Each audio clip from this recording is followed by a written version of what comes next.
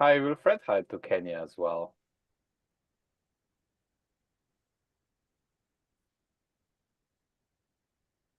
All right, we are now also live on YouTube and LinkedIn Live. So welcome everybody joining us there as well.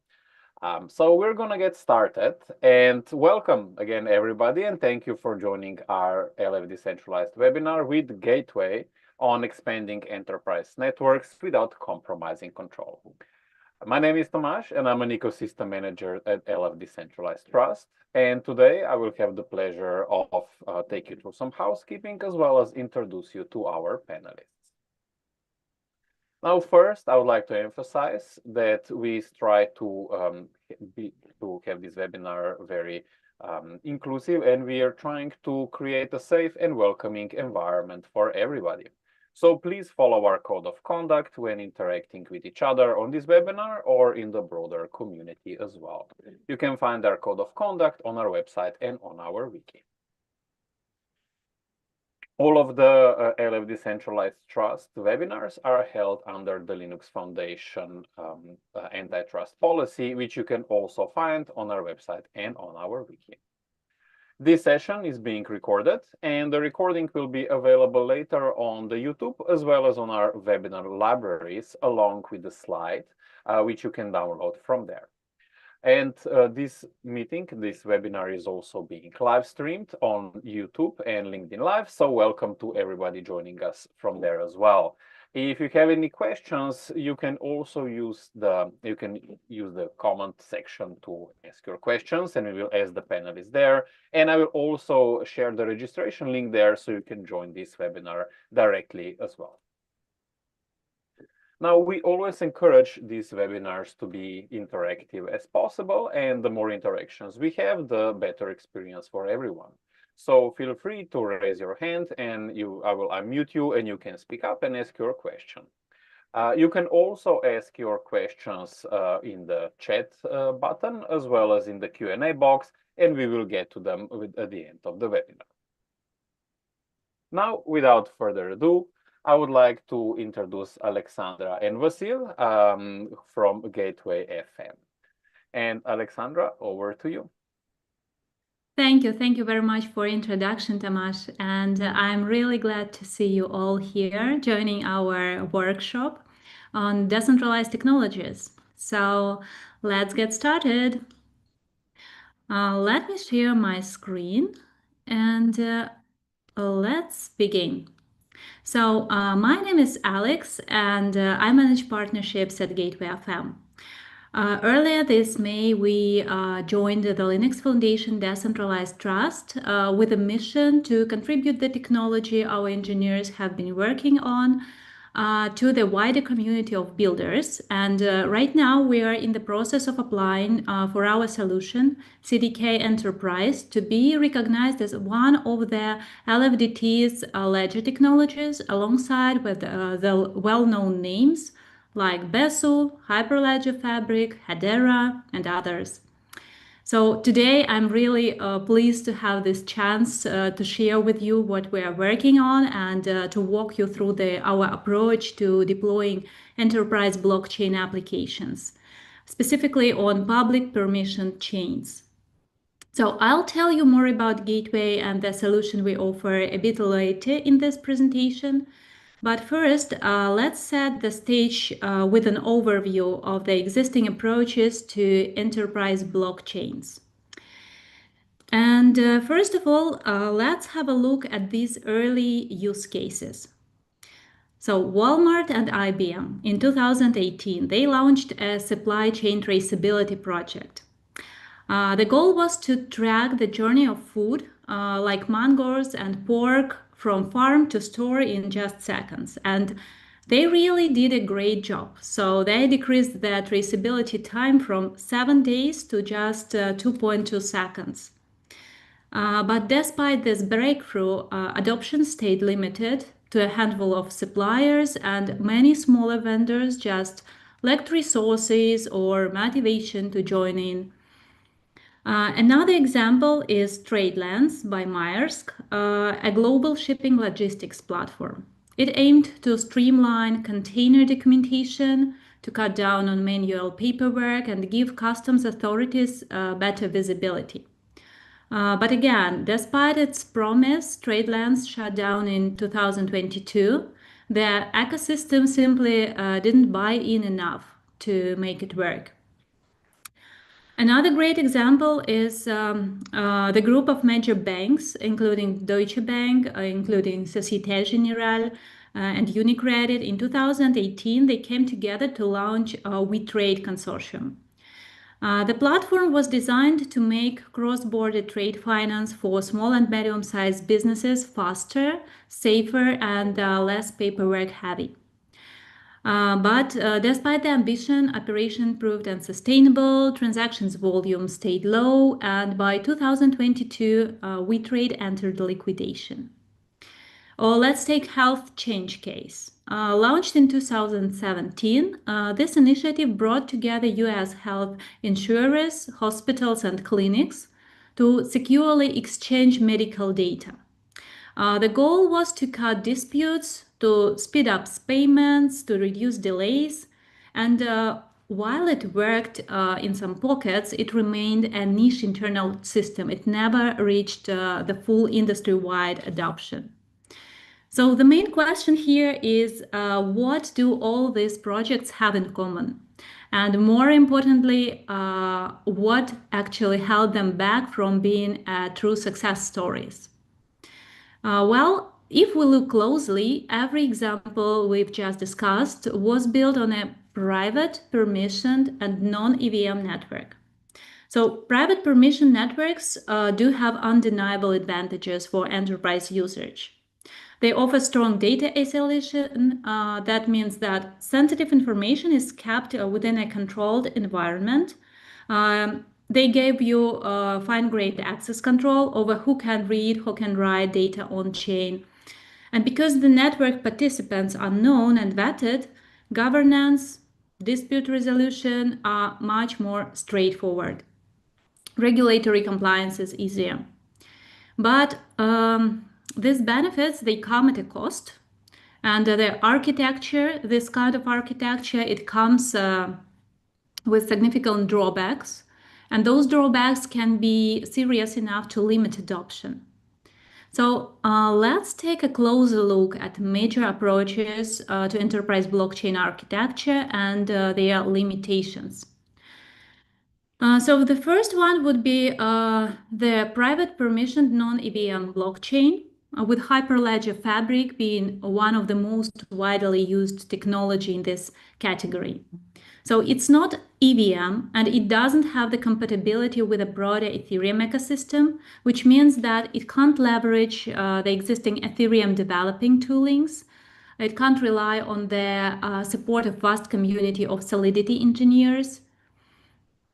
Another issue is that each participating organization actually requires to run its own node, one or several, which can be costly, which can be technically complicated. Therefore, it brings us to a situation where the entrance barrier is rather high, so the network effects are limited. Another issue with a set of validators run by only participants of the consortia is that nodes run by few known participants and network remains weakly decentralized. So, in fact, it undermines the core blockchain security guarantees.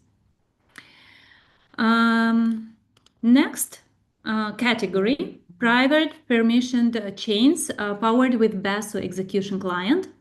And we gain here the advantage of compatibility with Ethereum ecosystem. A good example of this type of implementation is Quorum Stack, where Basso execution client is combined with the Tessera privacy solution. This architecture adds interoperability with Ethereum. It unlocks access to already existing tech solutions and components that can be easily built into the chain to enhance functionality. But still, it's worth mentioning that while Basso is EVM compatible in principle, interoperability in these chains are not available by default.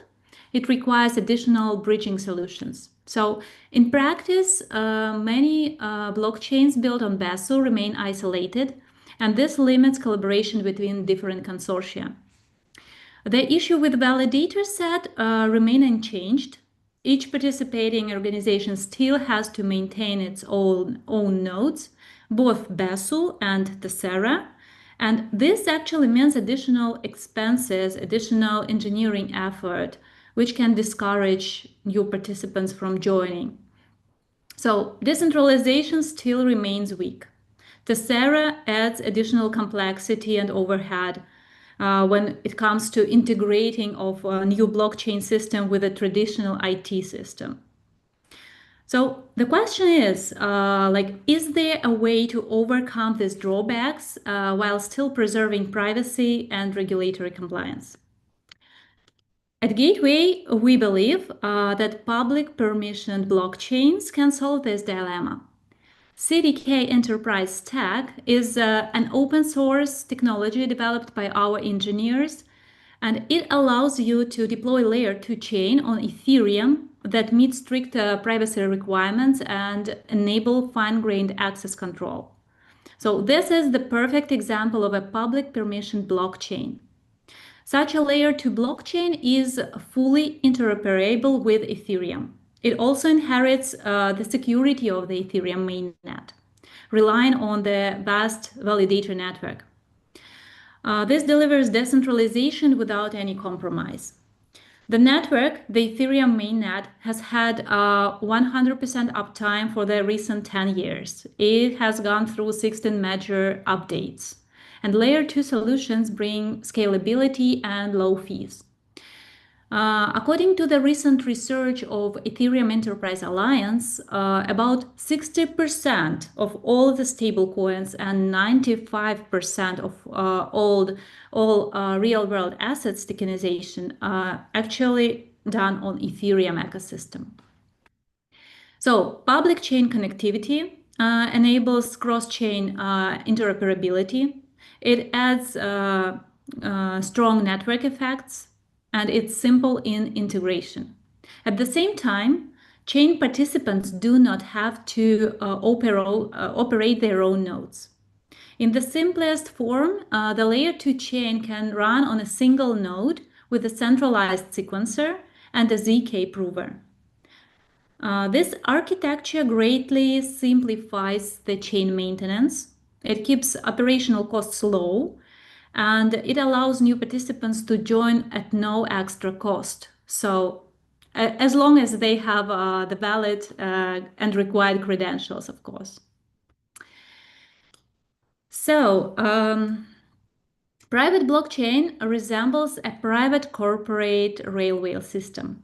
It is efficient for moving goods between company-owned facilities, but it is limited to predefined tracks and it is inaccessible from outsiders. The tracks do not connect to public roads or other rail networks. So it always requires expensive custom bridging whenever interaction with external system is needed. And when the quantity of goods being transported increases beyond a certain point, things are getting more and more complicated. So building enterprise blockchain as a public permission chain, on the contrary, it's like being included in a global transportation system with its interconnected network of highways, shipping lanes, air routes.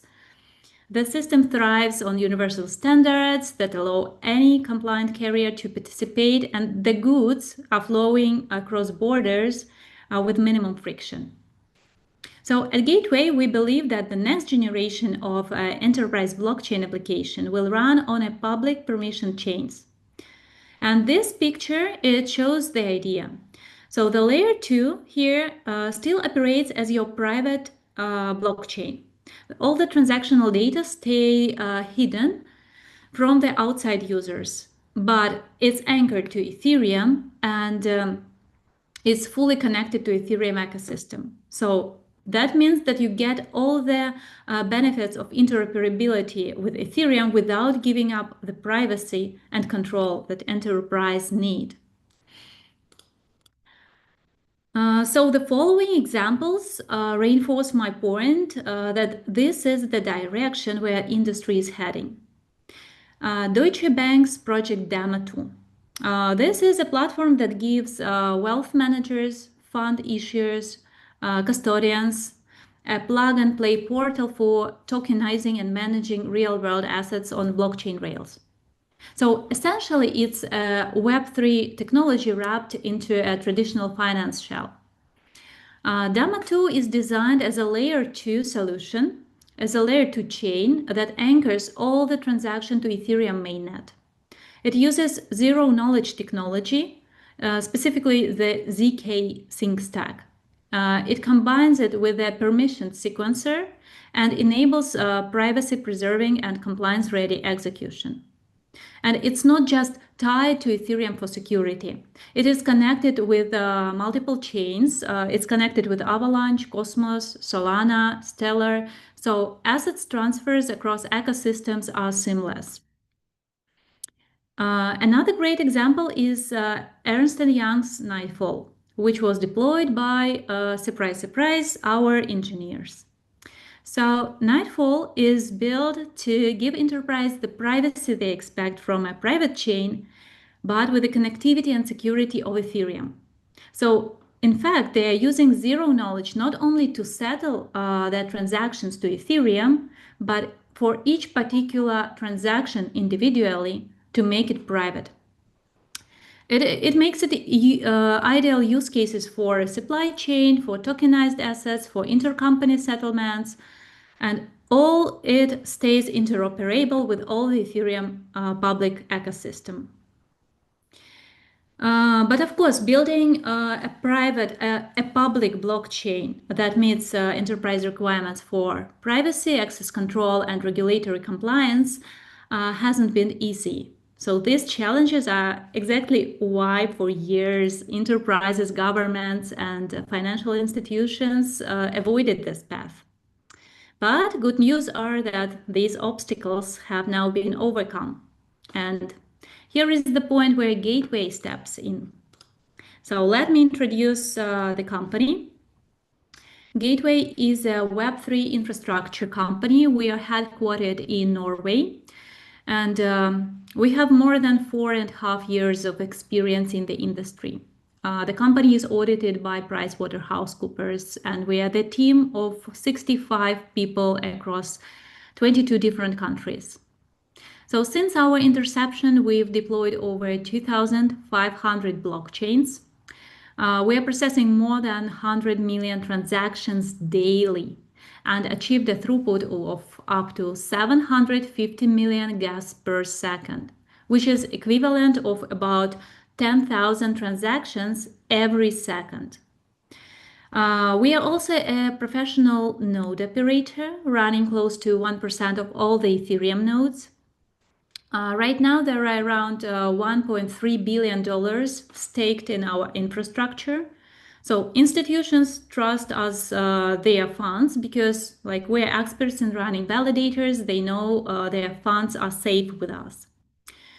Our engineers have also contributed directly to Ethereum ecosystem, working on Aragon execution client, and this makes us a recognized core contributor to Ethereum.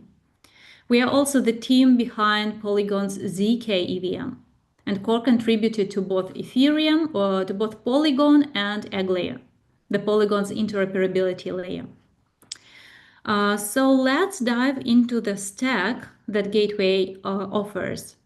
The heart of the stack is CDK Enterprise, an open source software that enables launching ZK rollups with full control over data storage and permissioning, just as you would expect from a private chain. So in short, it is an advanced piece of software that processes transactions much faster and more cost efficiently. It achieves a throughput of up to 10,000 transactions per second and requires 90% less disk space to store transactional data. It was developed by our engineers. It was battle tested with multiple chains, with one of them being Polygon's ZK EVM chain.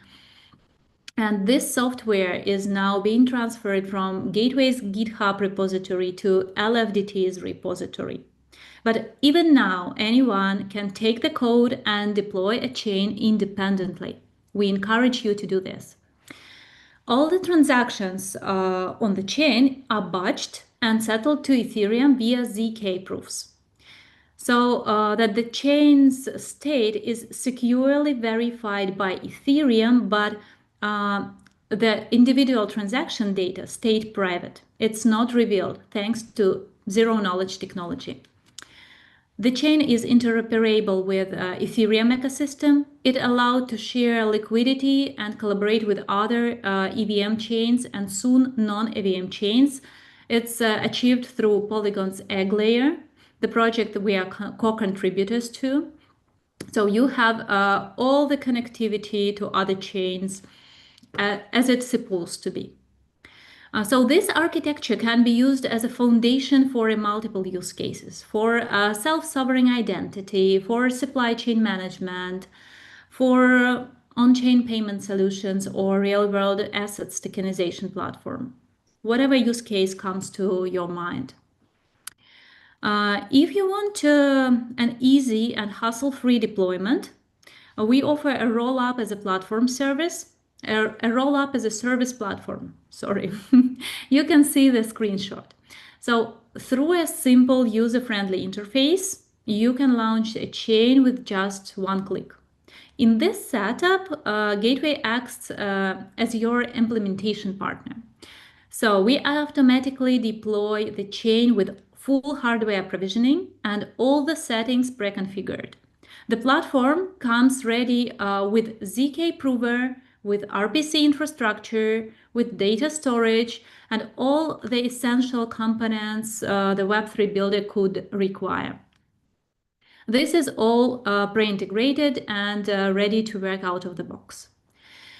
It also provides an access to a rich suite of developer tools, Web3 products like indexers, oracles, account abstraction, bridges, KYC modules. So whatever you would like to build, we have tools, we have components for this. Everything pre-integrated, ready to use, which means at the end of the day, just less development work and much faster time to market. But let's dive into privacy challenge. When moving from private chains to public permission chains, there are few big challenges we need to solve, and the biggest one being privacy.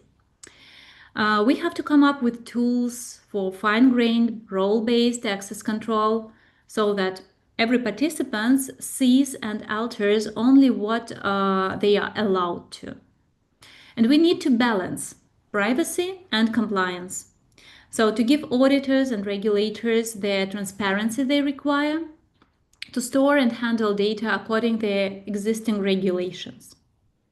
But how this can be achieved with a public blockchain architecture? So, well, privacy is not one size fits all, and depending on the application, whether it's an enterprise compliance, a retail anonymity, or financial infrastructure, so we would use different approaches to achieve the transaction confidentiality and identity protection. Let's have a look at the different layers of privacy solutions. What are there in place and how to build a proper system with privacy in place. First of all, the basic privacy layer is perimeter privacy. It means operating in closed or semi-closed blockchain environment, so that transactional data can only be accessed by participants within the system. Both private chains and ZK rollup ensure perimeter privacy. But unlike private chains, however, ZK rollup provide a major advantage. So it preserves strong decentralization because it relies on Ethereum mainnet for security, and it maintains interoperability with public systems like Ethereum and Ethereum ecosystem. So privacy, perimeter privacy is what you get by default with Gateway Stack, CDK Enterprise. And here are the main features. So IP filtering. It gives you the control over who can access the network at all. Restricted access. That means that the bridge, RPC endpoints, block explorers, so all the entry points to your blockchains are all hidden. And it ensures that only authorized participants can interact with or even observe the system's activity. Next, access control lists or ACLs. Users are defined by their blockchain addresses, and ACL regulates who may transact, who may deploy contracts, and who can call functions in the existing smart contracts on the chain. Another feature is RPC API keys. So this restricts read access by allowing only particular whitelisted users to query certain API methods that can be programmed easily. And important, fully private data availability. So all the raw transactional data is never published openly. It is stored separately in what's known as a data availability layer.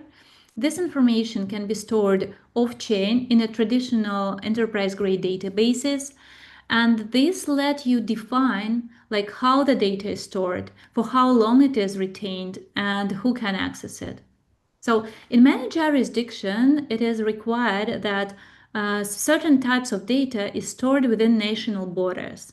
And this approach with data availability layer allows us to ensure the compliance with these regulations. But perimeter privacy alone is often not sufficient for enterprise requirements. What is needed is fine-grained access control, and in blockchain system, this is achieved through programmable selective disclosure. That means that developers define which information is visible to all participants on the chain and which remain private and accessible only to specific authorized users. So one way to deliver this is with Paladin. It is a modular component compatible with any EVM chain. And when deployed on a ZK rollup, Paladin enhances perimeter privacy with additional programmable selective disclosure. It's not a simple plug-and-play solution, so the integration requires significant technical work, and we are already on this path. Hopefully in several months, Paladin will be available for our customers out of the box. So we have already started this development. As an alternative way to ZK Rollup plus Paladin model, there is Nightfall, the EY's solution implemented by Gateway FM. It is actually a ZK rollup, but with a programmable selective disclosure built in as a native feature. It was designed specifically for enterprise use cases, and I mentioned it before.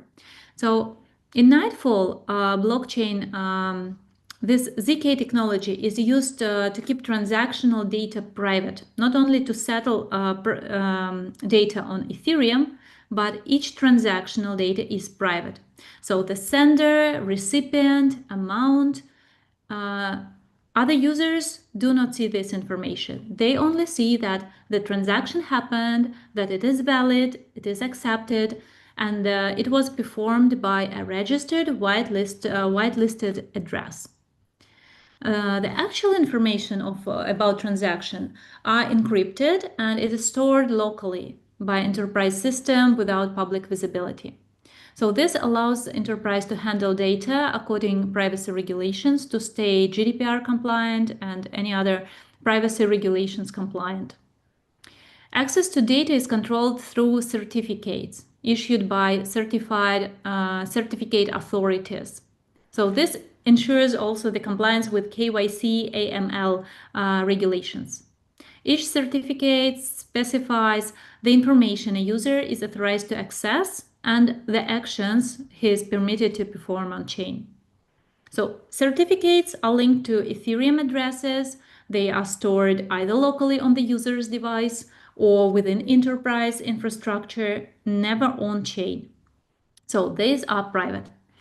And enterprise can either deploy a blockchain application directly on a nightfall. It's there, it's operational, so it's the solution that is available out of the box. Or alternatively, we at Gateway can deploy a dedicated chain for a particular enterprise or consortium following the same architecture as Nightfall. Next layer of privacy is self-sovereign identity. It is an optional layer. It's not required in most of the enterprise use cases, but it's also what is available to you within Gateway ecosystem. And it adds another dimension to privacy.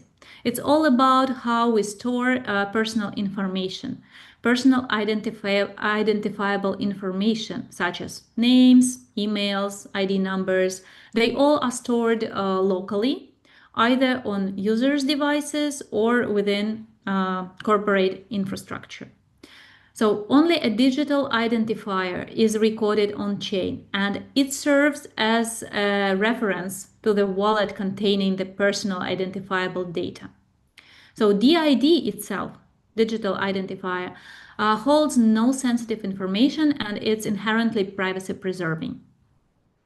In this self-sovereign identity system, trusted entities such as KYC providers, for example, issue verifiable credentials which are passed to the user and stored locally on their device.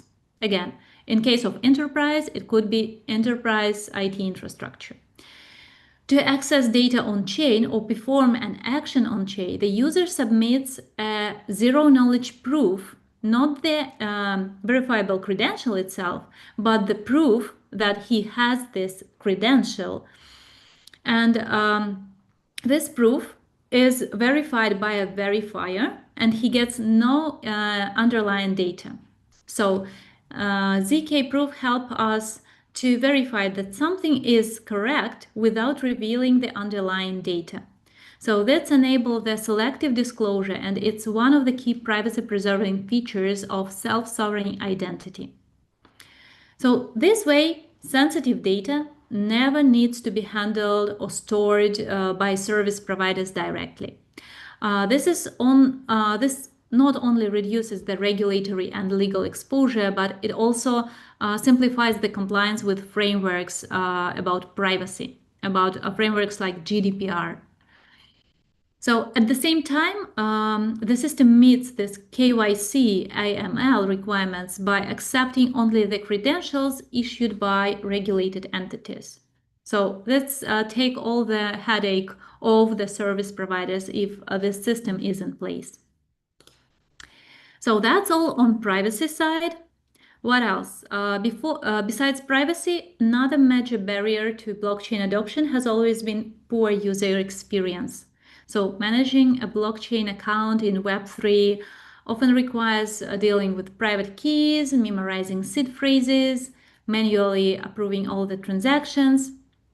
And yeah, it's far from intuitive user experience.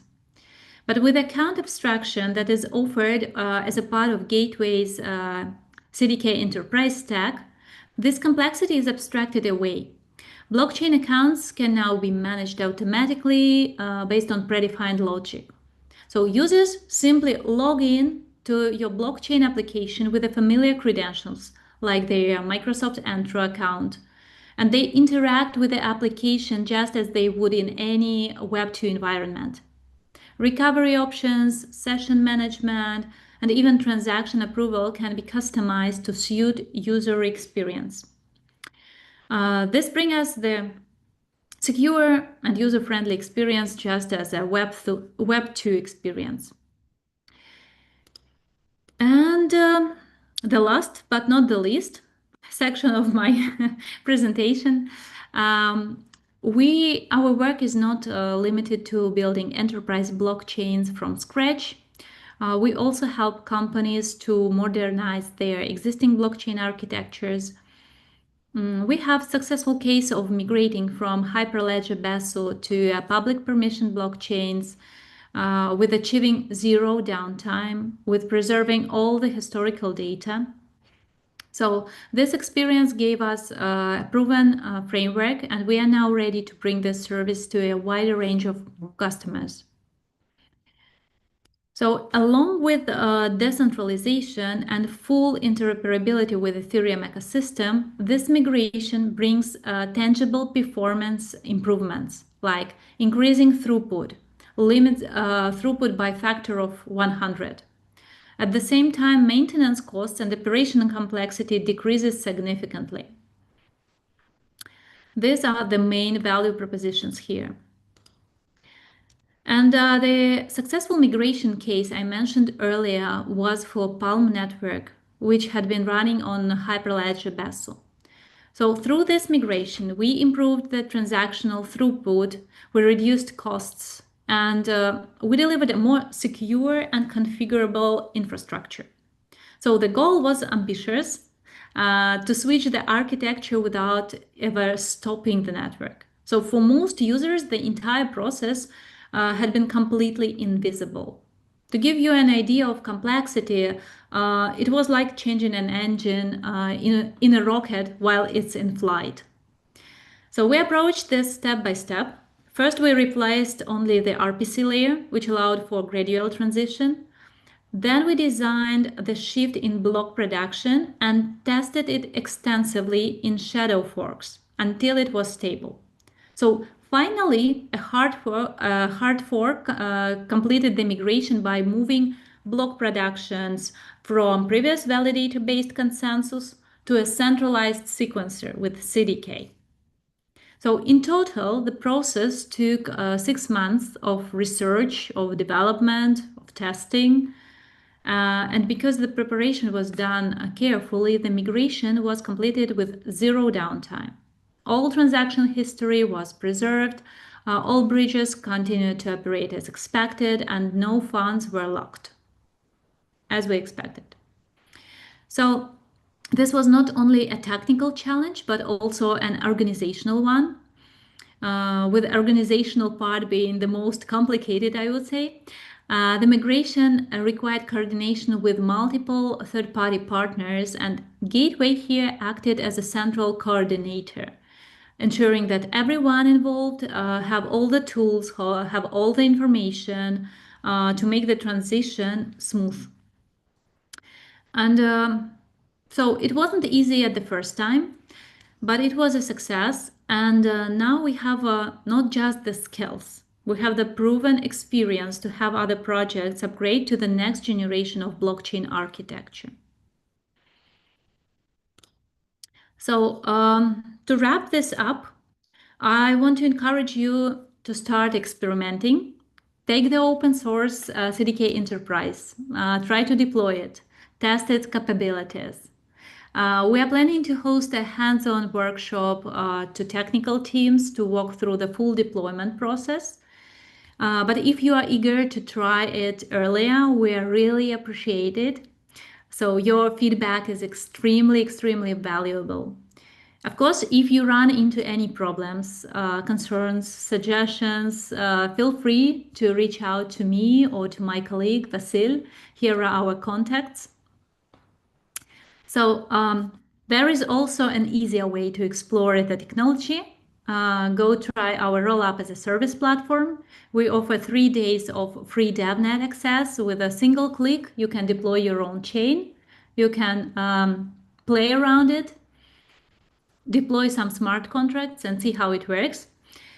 So just scan the QR code to get started. And again, if you have any questions, don't hesitate to contact us. I'll be happy to guide you through the process and answer your questions. So let's wrap it up here, and I let the stage to my colleague Vasil to answer questions. Do we have questions in chat or some hands? Definitely. It was like one question from YouTube. Can different kind of EVM chains communicate with each other under public-private permission blockchain network? So the answer to this question is yes. Usually you have a default bridge that goes with like every network that we deployed, regardless if it's like a private or public. The bridge can be open or can be closed, like it's up to you. But so you can use like a default bridging system to do that, or you can also integrate like any third-party bridges that are available on for Ethereum. So basically, it's EVM network. So everything that works for Ethereum should work for you. So it shouldn't be that hard to integrate. And also, if you want to do that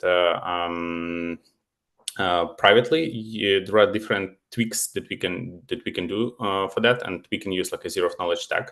Also, by default, you will get integration of egg layer. So this is the technology developed by Polygon. So in simple words, it's interoperability tag that provides you the possibility to bring the liquidity from all of the chains connected to egg layer to your own blockchain. So yeah, I hope I answered this question. Yeah, and there's like a small comment. I see like Daniela also mentioned. Yes, indeed, Palm was on Bazo. It wasn't on Fabric. So yeah, this was a typo on our side. But yeah, so making the migration from EVM chain, it's a little bit easier than from non-EVM chain. So yeah, that was a very good catch. There was a question on MCP RPC. Maybe you can comment here a little bit. Maybe more people would be interested in it. No, it wasn't about RPC. It was about like mining, consensus, and processing question. Basically, the question was like, how do we secure the chain so we don't have cascade failures in case of some malicious activity? So the answer to this question was what we deploy is L2 rollups on top of Ethereum. So basically, instead of building your own decentralized network of validators, we kind of like borrow the security from Ethereum. And so the network operates in a way that when you send a transaction, first it goes to the RPC infrastructure, then RPC infrastructure put it in the pool of the transactions, then the sequencer pick up every transaction in order where the most gas is attached. Sequencer validate the transaction and create a batch out of those transactions. And then the prover generate the ZK proof, and then this ZK proof goes to Ethereum for the settlement layer. And then the validators of Ethereum network actually validate those proofs. So basically, what I'm saying here that even if you compromise the sequencer, then the prover won't be able to generate the proof that can be validated on L1, right? So it's like a very, it's not really possible scenario. And like if you want to compromise this network, you have to compromise every single component, like sequencer, prover, and like probably Ethereum. So yeah, just to answer this question, basically these ZK EVM rollups, this is probably the most secure technology which is available in the market, right? Because you have prover to basically double check the sequencer, and also you have all of the validators of Ethereum to double check the prover. So if like any of the components is compromised, the system will not work. Right, so that's basically the answer to this one.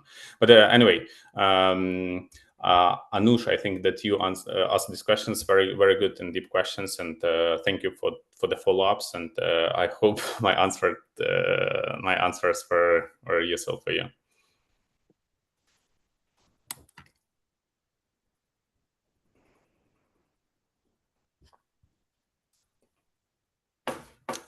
Okay, yeah, I don't think that we have any more questions here.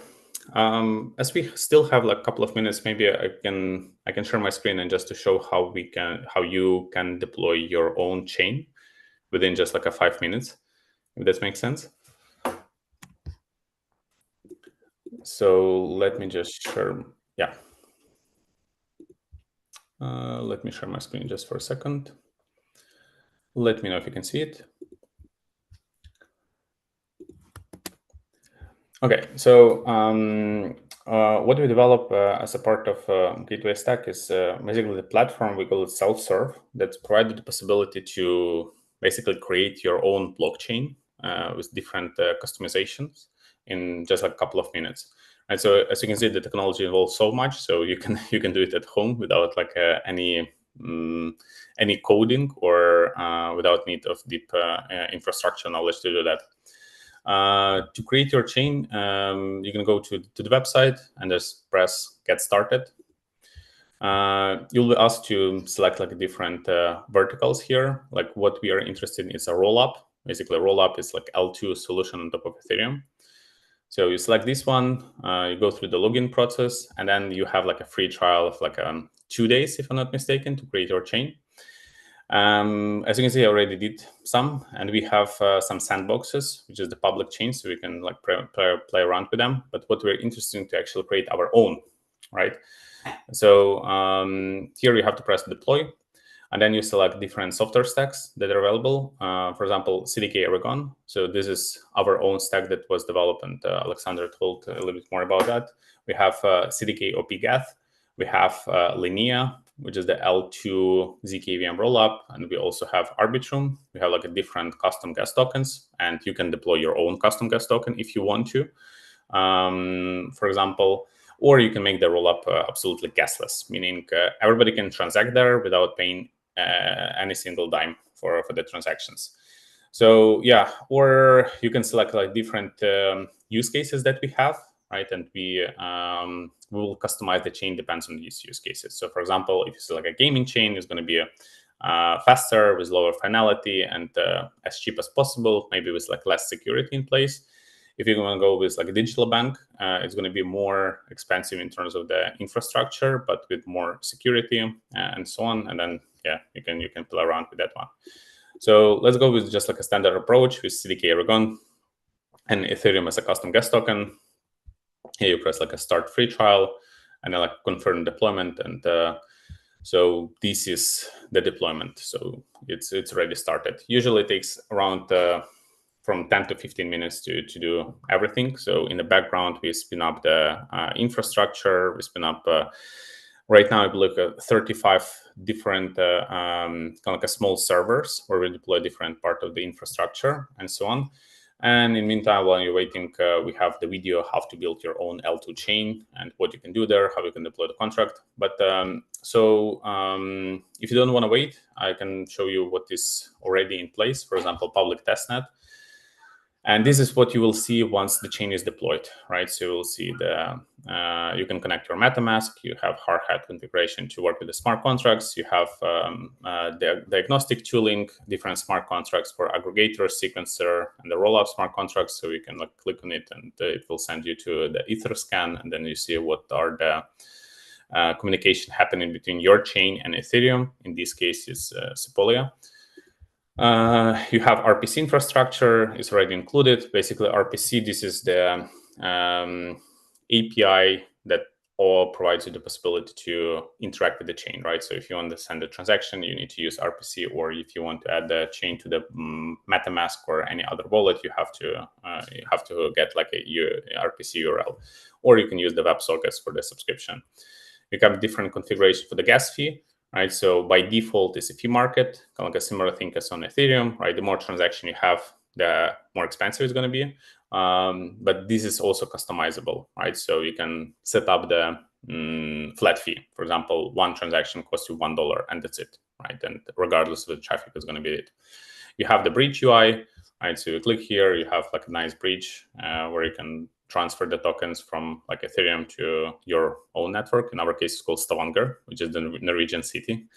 You have the block explorer to see everything that is happening there. As you can see, that our testnet is not super active, right? So we have like 100 transactions per day, but you can check the transactions, wallets, blocks, batches, and accounts, and so on.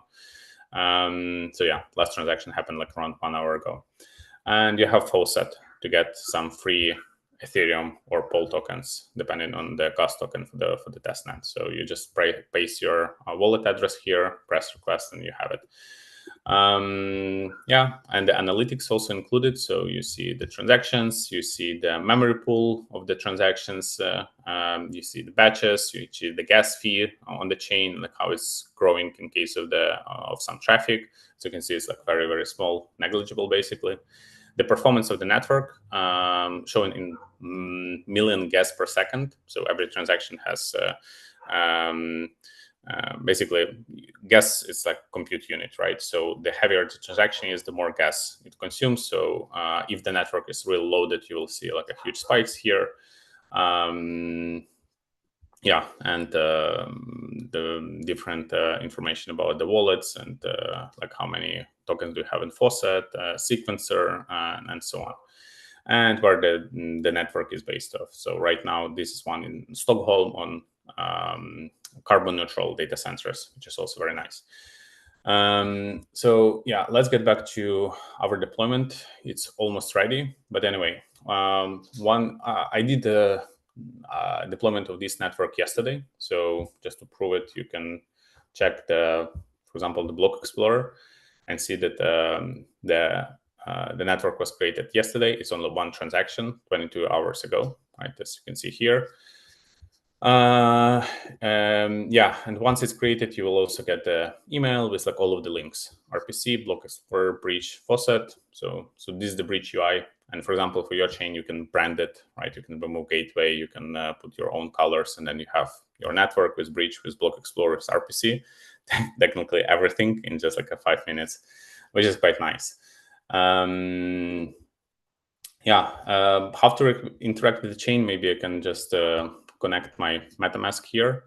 Yeah, the MetaMask was added, right? And for example, just to show one transaction, we can go to Faucet, and let me try to get. So this is my MetaMask address. I paste it here and request token. So transaction was successful. And just to check this transaction, you go to the block explorer, and then you see like a coin transfer. The transaction is already here 14 seconds ago. So you can see the network is really very fast, right? And the confirmation time is usually under 1 second. And if the network is really busy, then we produce blocks every 200 milliseconds, right? So the finality of the network is usually under one second. So yeah, I got like 1 ETH on my wallet. This is transaction fee that I paid, and so on. And then again, like if you want to, let's say, breach these tokens to, for example, Sepolia, right? So you select like your chain here. This is the breach UI, and then Sepolia here, and then you press like, okay, I want to breach 0.5, let's say, and then I press confirm, and I press breach. I get the confirmation in MetaMask. I press confirm, and then you see it's processing. It takes a little bit of time because the bridge between one network to another, you have it's going to be a little bit slower because you have to account for the Ethereum speed, right? But yeah, we can get back to the block explorer and just to the block explorer and see these breach transactions. For example, see here, coin transfer happened 30 seconds ago. So you can open these transactions. It's success, breach assets, confirmed by sequencer, and then you will see this transaction in your MetaMask as well here. Okay.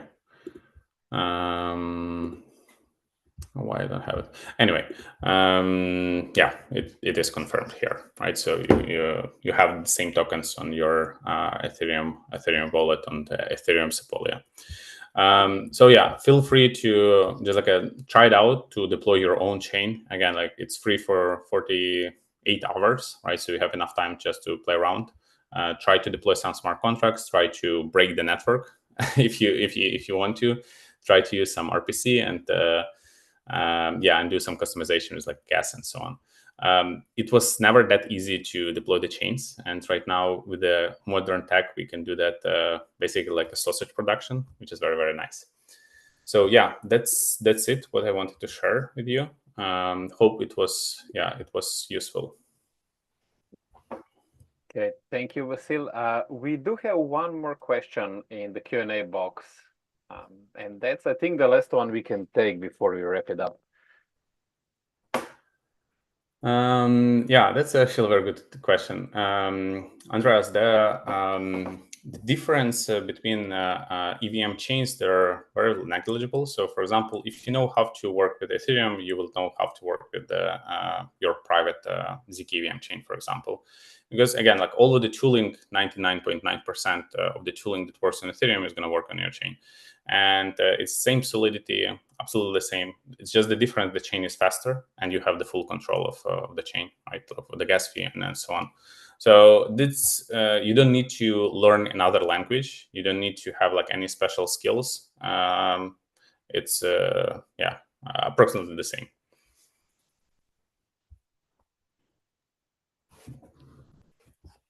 Great, thank you, Vasil. Do we have any other questions? I can't see anything on YouTube or LinkedIn Live.